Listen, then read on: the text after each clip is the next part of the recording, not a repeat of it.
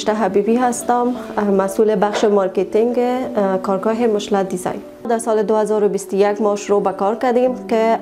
در 6 ماه اول ما توانستیم که 12 شاگرد تربیت کنیم و در بخش همی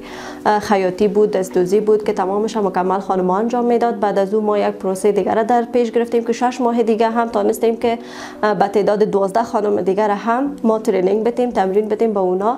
و بعد از این آهسته آهسته ما هم آماده به این شدیم که لباسایی را که ما می‌خواستیم بدوزیم و یا هم محصولاتی را که ما تولید داشته باشیم اونا را آماده بسازیم و بعد از اینکه این لباس‌ها یک دیش آماده شد ما خواستیم که از طریق آنلاین فروش داشته باشیم. اما خواستیم که بر علاوه که آنلاین ما فروشات می داشته باشیم یک جای حضوری هم باشه که تا خانم‌ها بتونن راحت بیاین نوعیت لباس همون مسئول را که می‌خواین بخرن از نزدیک ببینن و نظر شخصی خود ارائه کنن و بتونن که آزادانه خریداری خود نمایان و که ما یک دکان گرفتیم ان قریب به خیر افتتاحش می‌کنیم.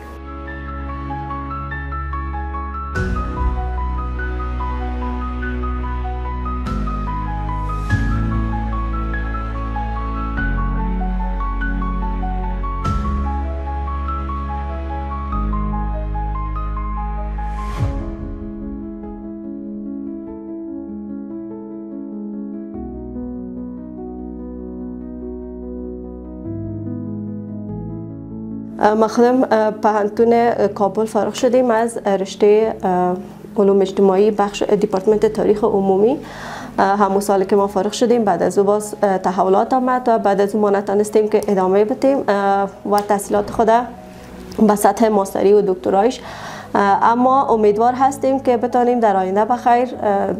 وقتی که پهنتون ها باز شد ما بتانیم دوباره به تحصیلات خود ادامه بدیم. کارگاه ما که بر علاوه که مثلا در بخش های خیاطی کار میکنن یعنی لباس میدوزن، بر علاوه از او در بخش های جویلری یعنی همون زیورالات هم کار میکنن و بسیاری خانمایی هست که همراه ما در بخش ساخت و ساز همین زیورالات هم کار میکنن و بر علاوه از او دستکولای چرمی هسته که اینا را خودشان میسازن. پوستین ها هست که اینا تمامش ساخت دست خود خانم ها هستن. کسی که مرا زیاد کمک کرده هم از لحاظ روانی و هم از لحاظ دیگر خود همین رئیس اتحادیه ما بوده به نام خانم ممتاز یوسفزی.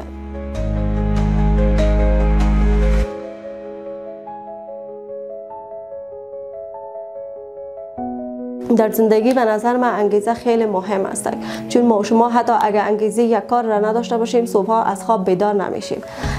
و ای که به تمام دخترایی که از تحصیل باز ماندن میگم که هیچ مانعی که در زندگی اونا میایه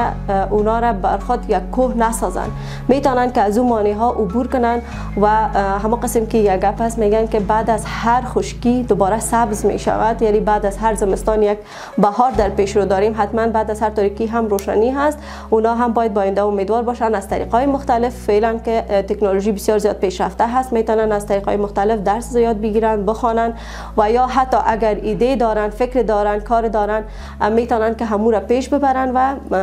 یعنی امو تجارت و یا فکر شخصی خود که دارن میتونن که شروع کنن.